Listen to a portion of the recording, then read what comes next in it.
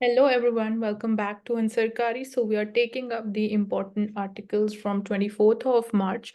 So firstly, we see that AI chatbots to help with the mental health. So this is one of the applications about the artificial intelligence that it is going to help us in terms of even we can say data analytics.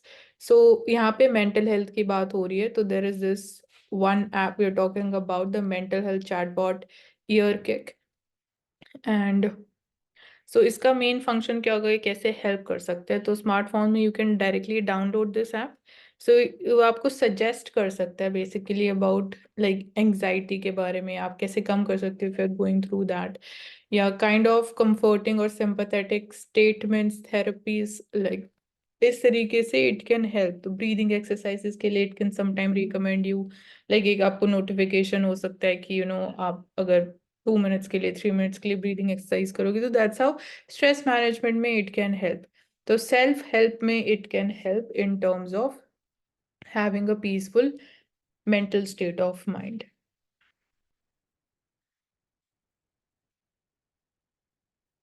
सो यहाँ पे एक benefit जो हम बोल सकते हैं कि जब हम मेंटल हेल्थ की बात करते हैं या स्ट्रेस कंडीशंस की बात करते हैं, तो ऐसे इंसिडेंट्स ज़्यादा देखे गए हैं कि it is seen as a social taboo, मतलब कि we are not so free and open to discuss this aspect.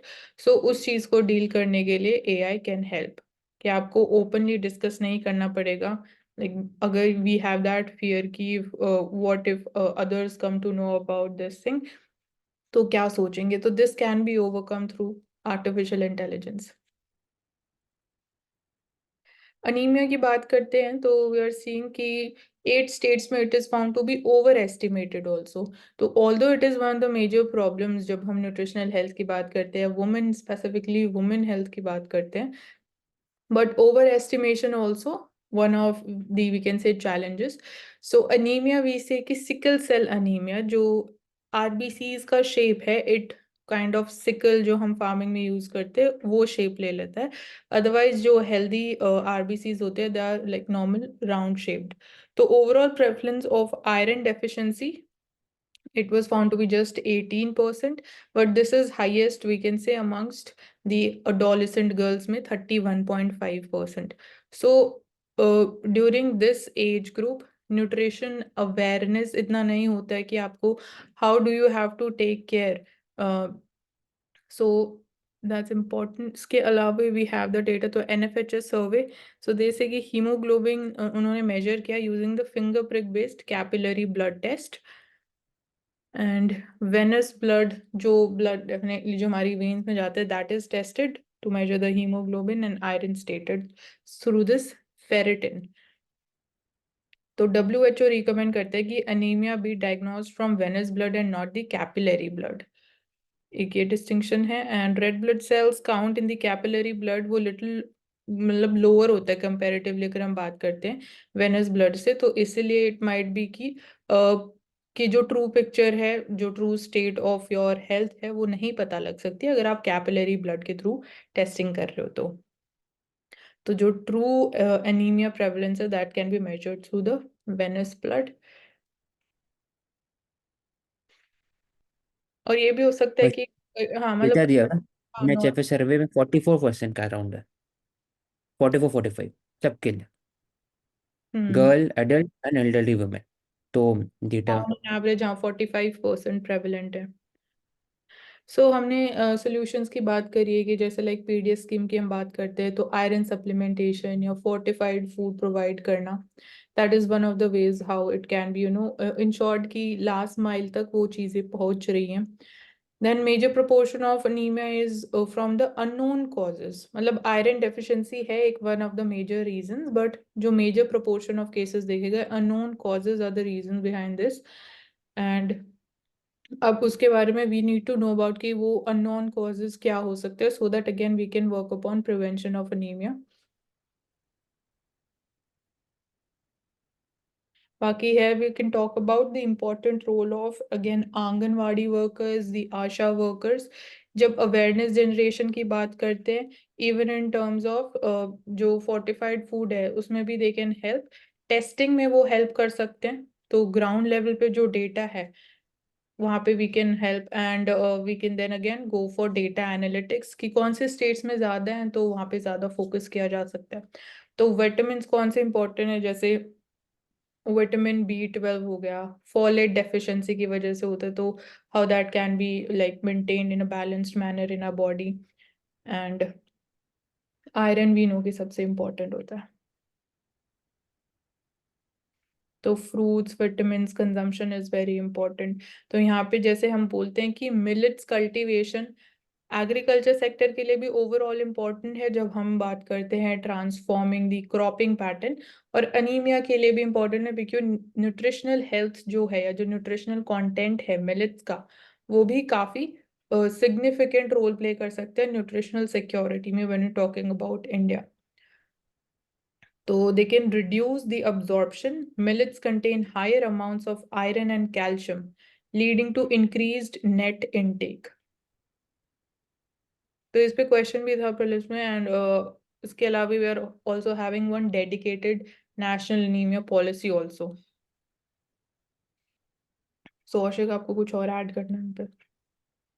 नहीं, मैं से एक डेटा इज वाज हाँ इम्पोर्टेंट। सबसे इम्पोर्टेंट यही 45%। बस एक और एक है कि लिखा हुआ है कि आयरन, जब भी एनीमिक कंडीशन की बात करते हैं तो mostly we talk about iron, लेकिन और भी एरियाज है जहाँ हाईलाइट किया, B12 और फोलेट डिफिशियंसी।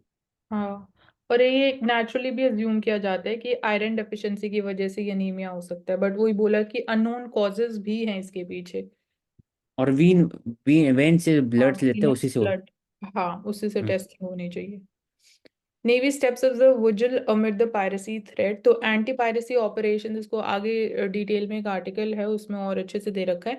तो we have been talking about कि अरेबियन सी में this is an growing challenge when we talking about कि जब से यमन हूथी रेबल्स ने अटैक करना स्टार्ट किया है तो वी आर सीइंग कि अभी ऑपरेशन संकल्प किया गया है गल्फ ऑफ एडन में। So this is also one of the anti piracy options. तो ये ऑब्जेक्टिव क्वेश्चंस भी आते हैं, तो ऑपरेशन संकल्प, gulf of Aden, anti piracy.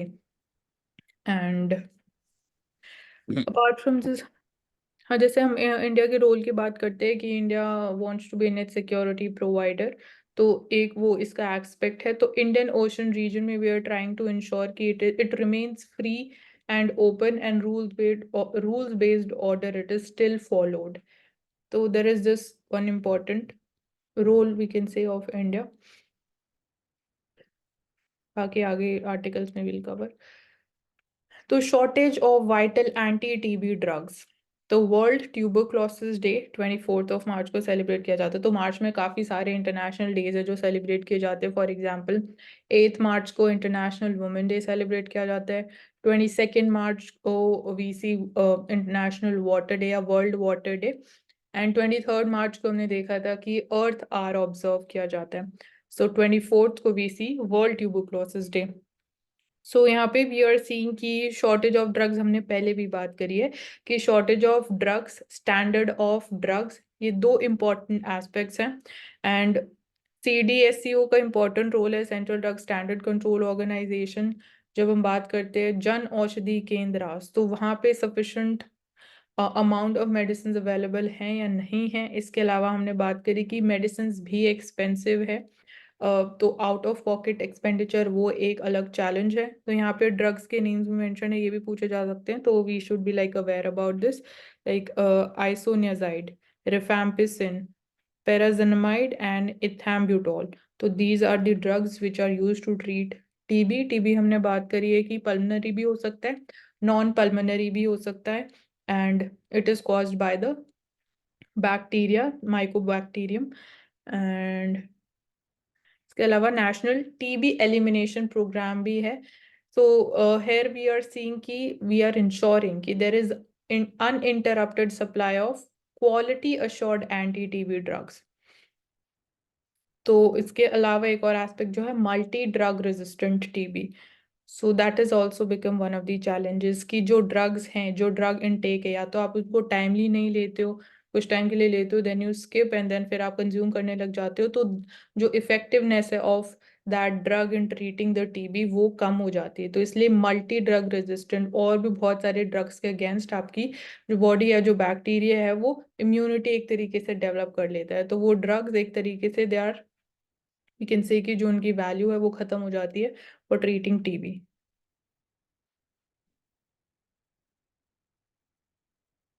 तो Aushik, you want to add something? No. ठीक है। So this article is talking about dispersal out of Africa may have occurred during the arid period. So अगर हम बात करते हैं लाइक एंशियंट टाइम पीरियड की, stone age की हम बात करते हैं, यहाँ पे लाइक स्टडी की गई ऑफ लाइक 1 लाख years अगो। तो मतलब ट्रांस माइग्रेशन की बात की गई कि it might be because of जो एक सुपर वॉल्केनिक इरप्शन हुआ इंडोनेशिया में, जिसको टोबा बोला जाता है। तो उसकी वजह से इट माइट बी पॉसिबल कि जो क्लाइमेटिक कंडीशंस चेंज हुई एक तरीके से, जो करंट हैबिटेशन एरिया था, इथोपिया की बात हो रही है, तो वहाँ के जो स्टोन टूल्स हैं जो एरो हेड्स पे यूज किए जाते थे उनको स्टडी किया गया, वॉल्केनिक डिपॉजिट जो थे उनको स्टडी किया गया। और this is one of the we can say outcomes के ये बोला जा रहा है कि it might be because of that volcanic eruption की people then started moving out towards Eurasian countries. तो dry season fishes they were trapped in the water holes where they could easily be targeted by hunters। तो hunter gatherers उस time की हम बात करते हैं, और ओवरऑल यहाँ पे यही बात की जा रही है।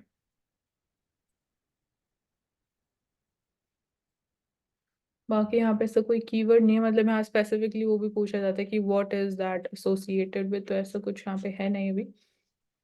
Humanitarian crisis in the Gaza, तो इसराइल गाजा वॉर की जब हम बात करते हैं, we have been talking about कि ह्यूमन राइट्स प्रोटेक्शन बहुत सिग्निफिकेंट है। वी सॉ कि गाजा स्ट्रिप, वहाँ पे बेसिक सर्विसेज अवेलेबल नहीं थी, people were not having safe living conditions. Initially we saw कि इवन इजिप्ट क्लॉज द जो बॉर्डर था उसको बंद कर दिया गया, then later on that was open up, and then जो ह्यूमैनिटेरियन एड था उन्होंने प्रोवाइड किया। Even India send the humanitarian aid. So अगर हम यहाँ पे देखें कि Israel's refusal to let more aid in, it could be tantamount to using starvation as a weapon of war.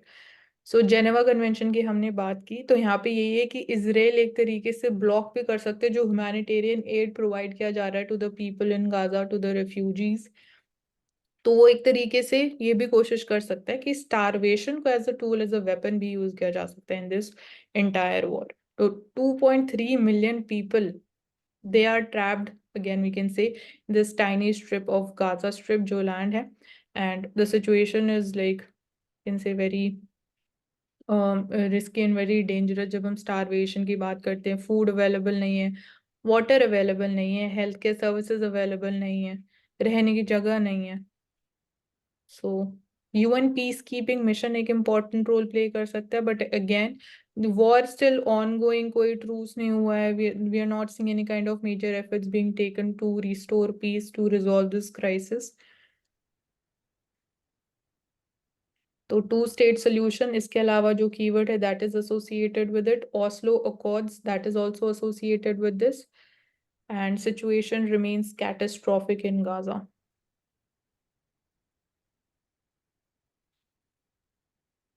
तो वी आर सीइंग कि even UN secretary of state सब इसी चीज को हाईलाइट कर रहे हैं, experiencing severe levels of acute food insecurity. The mediation of Qatar, Egypt and US, but Israel and Hamas they have not reached an agreement. तो negotiations की कोशिश की जा रही है, but still अभी सिंह की Israel Hamas he they are not ready for it.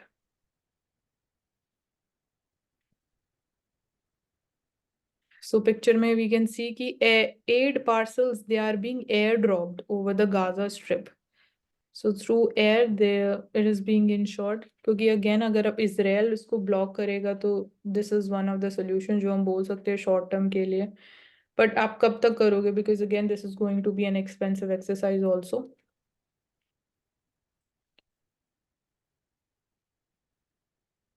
और बाकी हमने अगर जोग्राफिकल रीजन्स की बात करते हैं अराउंड इसराइल पैलेस्टीन, तो वी टॉक अबाउट फर्स्टली कि Israel shares its land border with Syria, Jordan, Egypt, and in the north we see की देर इज लेबनन। और बाकी जो वेस्टर्न बॉर्डर है it shares the border with Mediterranean Sea. Jordan एक only landlocked country है। अगर water bodies की बात करते तो एक तो मेडिटेरेनियन सी, देन जो गल्फ ऑफ अकाबा है, Eilat port, that is close to that, तो वहाँ पे रेड सी से कनेक्टिविटी हो जाती है इन दी साउदर्न रीजन। और फिर हम बात करते हैं सी ऑफ गलीली की। तो Sea of Galilee is towards the northeastern side of Israel. And then उसके साउथ में Sea of Galilee के साउथ में we have the Dead Sea. तो Dead Sea is believed to be one of the most, we can say, like सबसे ज्यादा जो water में salt content है, that is found in Dead Sea. And then Golan Heights की हम बात करते हैं, that is also close to northeastern side of Israel.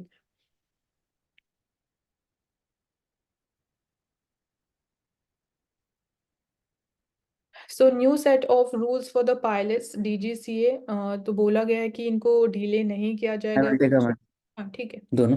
ठीक है। तो इसमें एक न्यू रूल आया था जिसमें फर्स्ट ऑफ ऑल, अभी तक में कुछ भी एक्सीडेंट हुआ है तो कहीं ना कहीं एक तो मैल फंक्शनिंग ऑफ द एयरक्राफ्ट कारण होता है, या फिर पायलट का फटीगनेस, या फिर अलर्टनेस लेवल कम हो उसके कारण होता है। तो new rule that has been provided, उसमें बोला गया है कि पायलट को वीकली रेस्ट जरूरी है, 36 आवर्स से 48 आवर्स। नाइट ड्यूटी कम होना चाहिए, और एक बार में 6 लैंडिंग किया जाना चाहिए नाइट टाइम में भी। दूसरा कि एक और ऐड किया गया कि नाइट टाइम को कम करना चाहिए, 10 आवर पहले होता था अब 8 घंटा करना चाहिए, और 2 दिन लगातार नाइट ड्यूटी नहीं करना चाहिए। कुछ एरिया टेक्निकल एरिया है तो बस इसमें नाइट ड्यूटी को कम करना चाहिए, या फिर 36 to 48 आवर्स का रेस्ट होना चाहिए। उससे क्या होगा कि फटिगनेस कम होगा, मेंटल एडनेस बढ़ेगा, तो लॉन्ग टर्म में पायलट का जो ओवरऑल स्ट्रेस है वो कम होगा। तो chances of accident, chances of कि कुछ मैल फंक्शनिंग हो जाए वो कम हो जाएगा। अब प्रॉब्लम क्या है कि एयरलाइन है अपोस्ट, क्योंकि उनके पास ऑलरेडी पायलट की कमी है, तो they have said that they would require 50-25% more pilot, और दूसरा उनको सिखाना पड़ेगा, 8 से 10 महीने और लगेगा, तो खर्चा भी ज़्यादा होगा, और साथ ही साथ रिक्रूटमेंट भी ज़्यादा चाहिए, क्योंकि आप कहीं से उठा नहीं सकते, आपको ट्रेन भी करना होगा, आपको एसेट स्टैंडर्ड के अनुसार ही। तब फिर इसमें अलग अलग फॉर एग्जांपल उनको लाइसेंस देना पड़ेगा, स्पेसिफिक एयरक्राफ्ट बोइंग हो गया, या फिर 320 है, सबके लिए अलग अलग पीरियड है फ्लाइंग का। तो ओवरऑल पायलट्स का शॉर्टेज है बोला जाए तो, बस। हम्म। तो इवन जैसे मतलब demand for air travel increase हो रही है, तो वो उस गिवन दैट चैलेंज ऑल्सो, तो ये जो न्यू सेट ऑफ रूल्स है ये भी सिग्निफिकेंट हो जाते हैं कि पायलट फटीग जो है वो ना हो, और जो स्ट्रेस है वो ना हो, और साथ ही साथ जो है डिमांड, जो कंज्यूमर्स एयर ट्रैवल्स की डिमांड है वो भी मीट कर पाए, जो उनकी सेफ्टी स्टैंडर्ड्स हैं एयरलाइंस के एयर ट्रैवल के, दैट इज ऑल्सो मेट। तो एक तरीके से अभी हम्म। करंटली जो एयरलाइंस हैं वो एक तरीके से स्केयर मॉन्गरिंग को अडेयर कर रहे हैं कि कि आपकी फ्लाइट्स कैंसिल हो जाएंगी गिवन की जो इम्प्लीमेंटेशन ऑफ रूल्स अगर होता है फ्रॉम 1 जून, जो कि बोला गया है DGCA के द्वारा कि 1 जून से ही इम्प्लीमेंट होंगे। ठीक है, बाकी ये वाला ले सकते तो उस पर्टिकुलर। ठीक है, ये भी लेफ्ट। हाँ, तो फर्स्ट ऑफ ऑल जो पोस्टल बैलेट से वोटिंग कैसे होता है उसके बारे में दिया हुआ है। तो vote from home facility is given to senior citizen who is 85 years of age से ज़्यादा, people with disability, polling personal, media, those who are covering the election, and CRPF, arm forces, और डिप्लोमेट जो बाहर में, इनके लिए अभी establish किया गया है वोट फ्रॉम होम फैसिलिटी। नीचे में तो पहले ही हुआ है एक बार, 80 ईयर्स था, अभी उसको 85 ईयर्स किया गया है। तो कैसे किया जा सकता है, तो एक फॉर्म होता है, फॉर्म 12D फिल करना होता है, फिर फॉर्म सबमिट करे जा करके ऑफलाइन। उसके बाद फिर वहाँ से इलेक्शन कमीशन ऑफ इंडिया के लोकल जो होंगे, पोलिंग ऑफिशियल होंगे, वो घर पे आएंगे, 2 जन आएंगे, वीडियोग्राफर लेके आएंगे और एक सिक्योरिटी पर्सन का लेके आएंगे। आप फिर आपको एग्जैक्ट टाइम दिया जाएगा कि आप इसी टाइम के बीच में वोट कर सकते हैं, आप वोट करेंगे, फिर फोटो क्लिक किया जाएगा और वापस चले जाएंगे।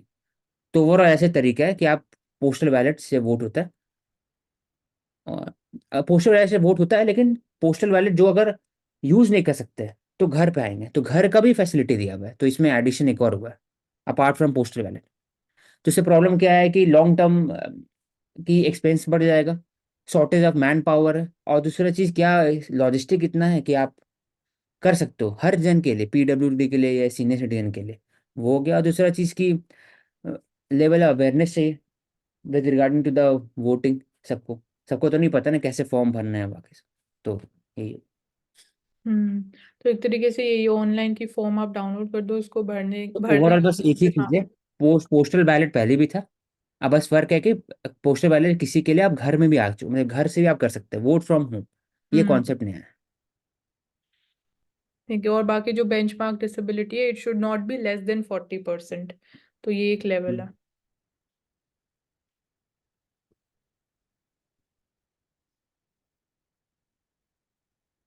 ये ले लो आप, सूप किचन,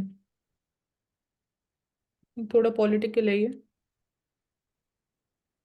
हाँ, इसमें इसमें वही क्रिटिसाइज कर रहे हैं कि सीए में बाकी सबको क्यों इंक्लूड नहीं किए, सिर्फ इनको क्यों इंक्लूड किए। उसके बाद फिर बाकी बात हो रहा है कि सीबीआई ईडी का रोल कैसे बढ़ गया है इंडिया में, पॉलिटिकल वेंडेटा का क्वेश्चन करेंगे। हम्म। और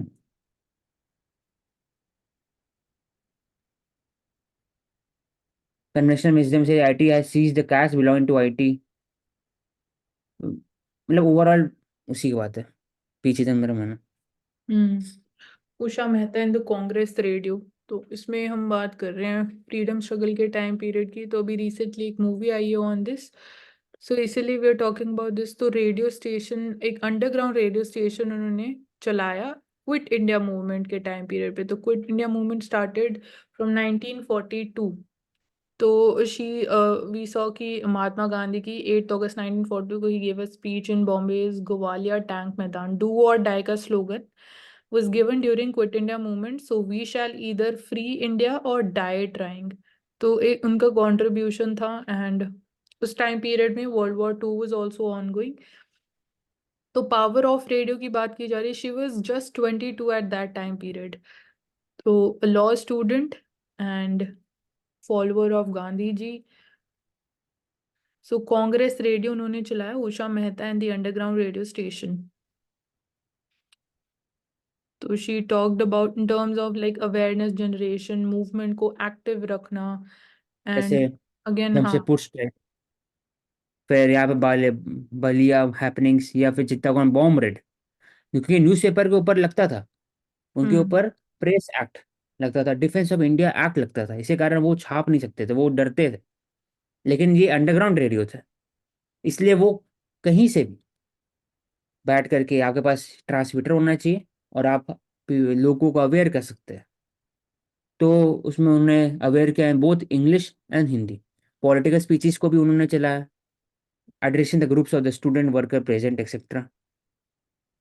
तो बहुत, तो it was also run for entertainment. Entertainment में जैसे वंदे मातरम में दोनों चलाया जाता प्रोपेगेंडा था के लिए, थोड़ा एंटरटेनमेंट के एक। लिए, डायरेक्टिव्स देने के लिए, fight for hmm. Freedom, glorious and था।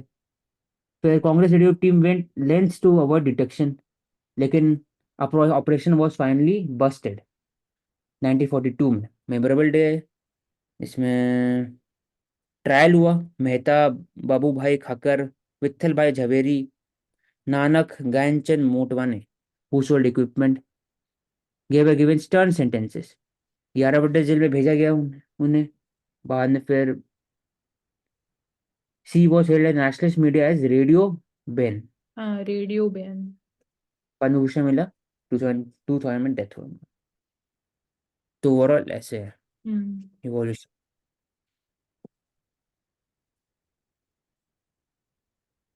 तो यहाँ ये new TB drugs made be strong enough to win. तो यहाँ पे एक मुंबई बेस्ड फैशन डिजाइनर की है, शी उस उनकी जर्नी की बात हो रही है।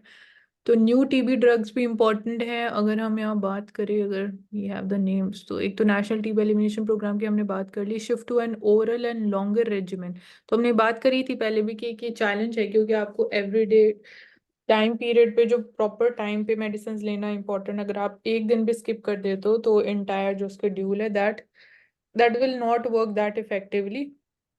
उसके अलावा यहाँ पे अगर हम देखते हैं तो ओरल रेजिमेंट से she says is a ray of hope for the patients with drug resistant TB also. तो एक ये सॉल्यूशन भी है उस चीज़ के लिए। So TB map of India देखे तो global TB report 2023 ranks India as one of the top high burden countries for the multi drug resistant TB with 27% of the world's drug resistant cases India में है। एंड WHO has released consolidated guidelines on the TB module 4। So उन्होंने again 6 month का आपको जो पूरा time period है 6 months के लिए you have to take the medicine. तो 6 month therapy regimen instead of the 9 to 18 month. तो 6 मंथ सजेस्ट किया गया by WHO multi drug resistant TB के लिए। अगेन बेडाक्विलिन, प्रेटोमेनिड, लाइनजोलिड, तो these are the medicine. So 89% success rate देखा गया। और इसके अलावा टीबी के लिए we are having the vaccine also. तो role of NGOs is becoming important.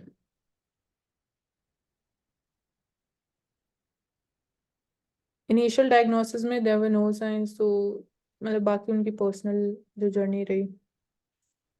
बाकी यहाँ पे आपका खुद का पर्सनल लेवल पे भी अगर बात करें कि पर्सनालिटी भी इंपॉर्टेंट रोल प्ले करती है। आप कितना पॉजिटिवली देखते हो, कितनी आपकी विल पावर, आप स्ट्रांगली इस चीज से डील करना चाहते हो, तो उसका डेफिनेटली बहुत बड़ा और मेजर इम्पैक्ट होता है आपका कि जो मेंटल हेल्थ होती है। कुछ लोग लाइक नेगेटिव ही हो जाते हैं कुछ भी लाइक डिजीज सुनने के बाद कि दे आर हैविंग टीबी, और कुछ बिल्कुल पॉजिटिव रहते हैं, तो दैट्स इम्पोर्टेंट। यहाँ bad cholesterol level is rising among the youth. So heart health की बात हो रही है। बैड कोलेस्ट्रॉल और जो फैट डिपॉजिट हो जाता है वो आर्टरीज के अंडर होता है। तो आर्टरीज के अंदर फैट डिपॉजिट होने लग जाता है वॉल्स पे, तो इसलिए जो स्पेस बचती है ब्लड ट्रैवल करने के लिए वो बहुत कम हो जाती है। तो इसलिए ब्लॉकेज ऑफ आर्टरीज होता है जिसकी वजह से वी सी की हार्ट अटैक्स होते हैं। तो bad cholesterol, again bad cholesterol नाम ही है तो इट इज नॉट हेल्दी। उसके अलावा HDL is known as the good cholesterol, और जो LDL है low density lipids, they are the bad cholesterol. So बाकी हम बात हो रही कोलेस्ट्रॉल एक वैक्सी सब्सटेंस है मेड बाय द लिवर, तो that is necessary for producing hormones. तो एक बैलेंस्ड अमाउंट में कोलेस्ट्रॉल हमारे लिए हेल्दी है, बट एक लिमिट के बाद जब वो हमारी बॉडी में डिपॉजिट होने लग जाता है, बनने लग जाता है, तो तब वो नेगेटिव इम्पैक्ट हमें देखने को मिलते हैं। तो जो नॉर्मल फंक्शन है कोलेस्ट्रॉल का that is producing hormones, vitamin D produce करना जो बहुत इंपॉर्टेंट है, बाइल सॉल्ट्स। तो डाइजेशन में ओवरऑल इनका इंपॉर्टेंट रोल रहता है। और लिपोप्रोटीन्स इनको हम बोलते हैं, जो हेल्दी कोलेस्ट्रॉल अगर हम बोलें good cholesterol, high density lipoprotein, and HDL is good. तो बाकी जो लेवल है 50 mg/dl या इससे ज्यादा हुआ तो वो बैड कोलेस्ट्रॉल हो जाता है। तो आइडियल अमाउंट 50 mg/dl होना चाहिए हमारी बॉडी में, और LDL जो है वो 100 mg से कम होना चाहिए।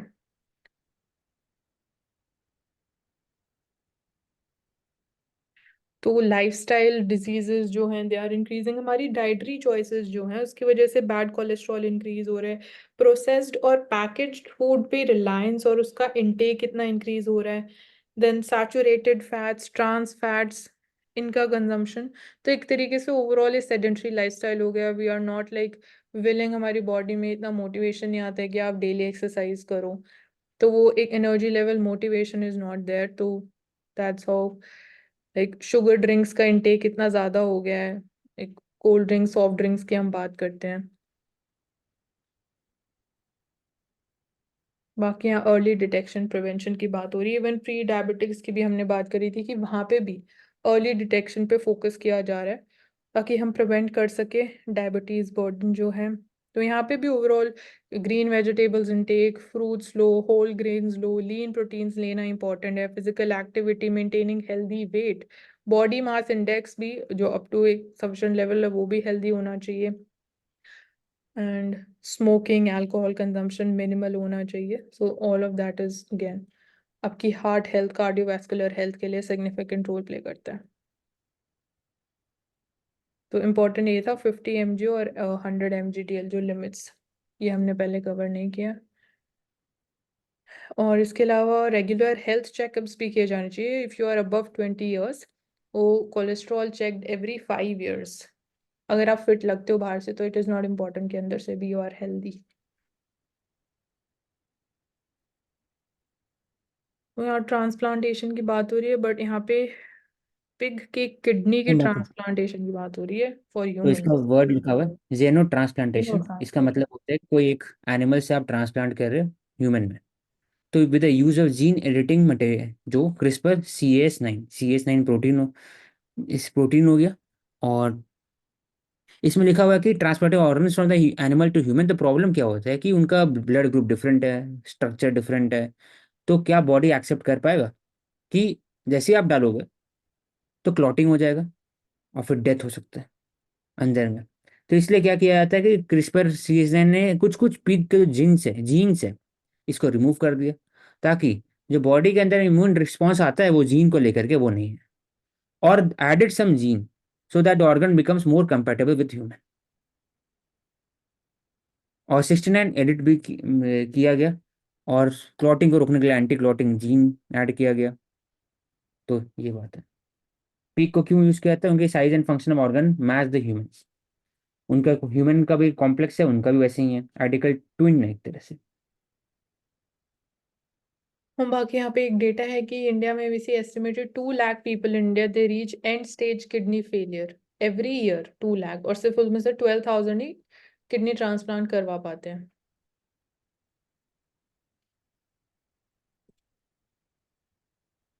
तो ऑयल वाइज की बात हो रही है यहाँ पे, एडिबल ऑयल्स की बात की जा रही है, पाम ऑयल कंजम्पशन की बात की जा रही है। तो एज एन अवेयर कंज्यूमर जो आपका रिस्पॉन्सिबिलिटी है, अगर आप कुछ भी लाइक पैकेज फूड खरीद रहे हो तो लेबल्स रीड करना फर्स्टली, तो एज अ प्रोड्यूसर ये रिस्पॉन्सिबिलिटी है कि the true information is disclosed properly, सारी इन्फॉर्मेशन मेंशन होनी चाहिए, जो न्यूट्रिशनल पीछे डिटेल एक टेबल बनी होती है। तो food labelling regulations they should be adhered to. Ingredient list आपको पता होना चाहिए कौन सा टाइप का पाम फ्रूट ऑयल है, वेजिटेबल ऑयल यूज किया जा रहा है। बाकी ये बोला जा रहा है कि आपको मतलब अगर आप कुछ कंज्यूम कर रहे हो कोई गुड रेगुलरली, आप सिर्फ उसी ब्रांड का कंज्यूम कर रहे हो, तो यू शुड बी अवेयर कि वो ब्रांड एक्चुअली कौन सी क्वालिटी का पाम ऑयल यूज कर रहे हैं। तो you can just go for a research, one time research, and that is not so difficult. But again क्या हम एज अ कंज्यूमर इतना एफर्ट्स लेना चाहते हैं, नहीं लेना चाहते, वो एक क्वेश्चन है। Then look for certification. तो यहाँ पे sustainable palm oil certification schemes की बात की जा रही है, like round table on sustainable palm oil हुआ for certification, aim to promote production and use of palm oil that means certain environmental and social standards also. तो जो quality है उसको स्टडी और असेस करने की बात की जा रही है, वो गुड क्वालिटी पाम ऑयल ही यूज होना चाहिए। तो as a part of again जो हम प्रोड्यूसर्स मैन्युफैक्चरर्स की बात करते हैं, तो क्रेडिबल सस्टेनेबिलिटी सर्टिफिकेशंस। तो इन्वायरमेंट को डैमेज करके अगर पाम ऑयल प्लांटेशंस या मतलब प्रोडक्शन ज़्यादा किया जा रहा है तो even that is not justified. तो इन्वायरमेंटल भी और सोशल स्टैंडर्ड्स दोनों इंपॉर्टेंट हो जाते हैं। तो हेल्थियर ऑल्टरनेटिव्स यहाँ दे रखे हैं, वॉलनट ऑयल, तो omega 3 fatty acids, antioxidants which are healthier again heart health के लिए, ऑलिव ऑयल्स हैं, these are rich in mono unsaturated fats. तो सैचुरेटेड फैट्स हमारी बॉडी के लिए अच्छे नहीं होते हैं, unsaturated fats are healthy heart health के लिए ओवरऑल। एंड कोकोनट ऑयल हो गया, कैनोला ऑयल हो गया, that is also low in saturated fat, neutral taste है। Avocado oil. बट अगेन बात आती है, इतने सारे ऑल्टरनेटिव्स तो अवेलेबल हैं, क्या ये सफिशिएंट क्वांटिटी में हर मार्केट प्लेस में अवेलेबल है? और इनका जो कॉस्ट है वो भी बहुत ज़्यादा है, तो प्राइसेस बहुत हाई होते हैं, तो can every one afford them, वो एक क्वेश्चन होता है। तो उनकी न्यूट्रिशनल वैल्यू तो बहुत ज़्यादा हम बोल सकते हैं हर एक, लाइक सनफ्लावर ऑयल की बात करते हैं तो they are rich in vitamin E, low in saturated fat, flax seed oils. ये आर्टिकल हम बात कर चुके हैं। अडेप्टिव अडेप्टिव ह्यूमंस की वोल्केनिक इरप्शन के बाद how they started moving towards the Eurasian countries. तो स्टडी की गई इथोपिया में, इथोपिया की बात करते हैं तो it is part of horn of Africa. And यहाँ पे stone tools and stone tools को स्टडी किया गया, जिनकी सिमिलर काइंड ऑफ शेप हम देख सकते हैं, इनको एरो हेड्स में यूज किया जाता था। डीकेइंग यूरेनियम को स्टडी किया, जैसे हम कार्बन डीके को स्टडी करते हैं टू डिटरमाइन द एज, तो इट वाज एस्टिमेटेड कि इनकी एजेस लाइक 74,000 ईयर अगो। तो यूरेनियम डीके, तो रेडियो एक्टिव एलिमेंट्स जो है, तो रेडियो डीके स्टडी भी की जाती है to estimate the age of fossils, या जो हमें स्टोन टूल्स मिलते हैं या स्कल्पचर्स मिलते हैं। बाकी हम कवर कर चुके हैं। क्लाइमेट चेंज का इम्पैक्ट मुन्नार की अगर हम बात करें तो Munnar is located in the, it is a hill station Kerala के इडुक्की डिस्ट्रिक्ट में। सो दो एस्पेक्ट की यहाँ बात हो रही है, ये जो अभी सीजन में शिफ्ट देखने को मिला, विंटर्स की बात हो रही है कि यहाँ पे सब जीरो टेम्परेचर भी रिकॉर्ड किया जाता था, तो अभी 20 ईयर्स में ऐसा पहली बार हुआ है कि मतलब सब जीरो टेम्परेचर रिकॉर्ड नहीं किया गया, तो चिलिंग विंटर्स के लिए इट इज नोन। तो यहाँ पे टूरिज्म भी इसीलिए थोड़ा ज्यादा होता है। तो नेगेटिव इम्पैक्ट की बात करें तो ओवरऑल ये टूरिज्म इंडस्ट्री के लिए नेगेटिव होगा, और पॉजिटिव की बात करें तो टी कल्टीवेशन, टी प्लांटेशन के लिए दिस इज पॉजिटिव कि वहाँ पे अगर फ्रॉस्ट होती है तो फ्रॉस्ट की वजह से जो टी प्लांट्स हैं उनको डैमेज हो सकता है, तो उनके लिए तो इट इज़ बेनिफिशियल कि अगर लाइक फ्रॉस्ट नहीं हो रहा है, सब जीरो टेम्परेचर नहीं हो रहा है, तो प्लांट की हेल्थ या जो प्रोडक्टिविटी और जो ईल्ड है वो और ज़्यादा इंक्रीज हो सकती है। तो दो एस्पेक्ट यहाँ पे हम बात कर सकते हैं। ओवरऑल ये क्लाइमेट चेंज का इम्पैक्ट हमें देखने को मिल रहा है, shift in season, not just Idukki और या केरला में बट ओवरऑल नॉर्दर्न इंडिया में भी हमें देखने को मिला कि जो ड्यूरेशन ऑफ विंटर्स है वो शॉर्ट हो गई, इंटेंसिटी कम हो गई, और जो टाइम पीरियड है वो आगे शिफ्ट हो गया।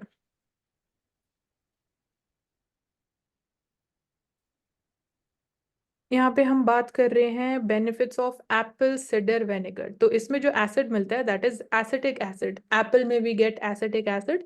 सो इसमें बेनिफिट बोला जा रहा है कि एंटीऑक्सीडेंट प्रॉपर्टीज है, एंटी माइक्रोबियल प्रॉपर्टीज है अगर आप यूज करते हो एप्पल सिडर वेनेगर, जो कि अगेन बेकिंग इंडस्ट्री में भी यूज किया जाता है, एंड कुछ बैक्टीरियाज है जिसको ये किल करने में हेल्प करता है, like Escherichia coli bacteria, like typhoid जिससे हो सकता है, तो उसके लिए this is an healthier option than Staphylococcus aureus, this is one of the bacteria.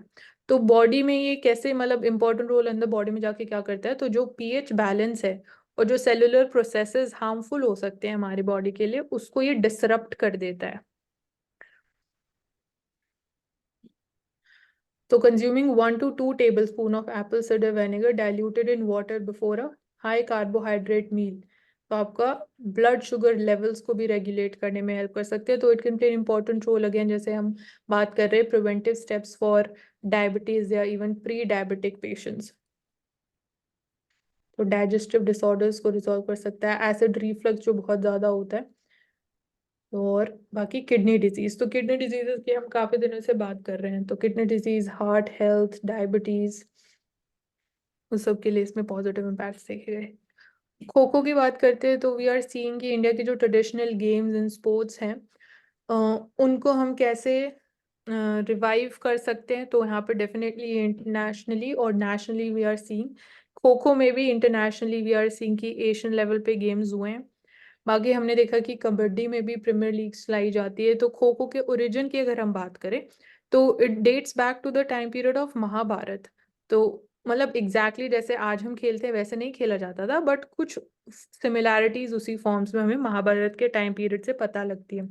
और खो खो गेम में जो अगेन एक स्ट्रैटेजी होती है हर गेम में कि आप कैसे जीत सकते हो, तो जो खो खो गेम की स्ट्रैटेजी है उसको एज अ यूज भी किया गया है टैक्टिक्स बाय छत्रपति शिवाजी महाराज। तो वी नो कि he is known for a strong navy. तो even battle again Mughal against Mughals में भी उन्होंने जो स्ट्रैटेजी खो खो में की जाती है यूज, वो एज अ स्ट्रैटेजी भी यूज करते थे। तो Maharashtra state it is actually recognized as the birth place of kho kho during 18th century. And बाकी यहाँ पे लिखा गया कि नेशनल खो खो चैंपियनशिप्स कराई गई हैं। उसके अलावा स्पोर्ट्स अथॉरिटी ऑफ इंडिया का इंपॉर्टेंट रोल है, ministry of youth affairs and sports. तो national kho kho championships junior sub junior levels पे and then Asian kho kho championships कराई गई।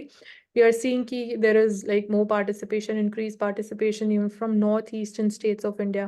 तो नेशनल स्पोर्ट्स अवार्ड भी दिए गए हैं so that again we can bring in more sports person in these traditional sports. तो इसलिए पार्टिसिपेशन भी कम रहता है इन स्पोर्ट्स में अगर नेशनली उनको रिकग्नाइज एक्नॉलेज नहीं किया जाता है। तो एक स्पोर्ट्स अवार्ड देना to the traditional sports is also important aspect of ensuring कि दे थ्राइव।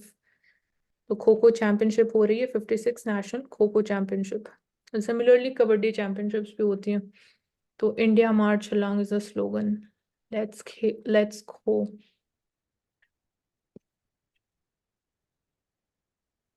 तो Goa Tamnar power project western Ghats में लोकेटेड है। तो कर्नाटका में जब हम बात करते हैं, इन्वायरमेंट इम्पैक्ट असेसमेंट एक एस्पेक्ट है, बट उसको कितना डिलिजेंटली हमने बात करी कि उसके पीछे जो इंटेंशन है वो ज़्यादा मैटर करता है, instead of just going for that formality की इन्वायरमेंट इम्पैक्ट असेसमेंट हो चुका है।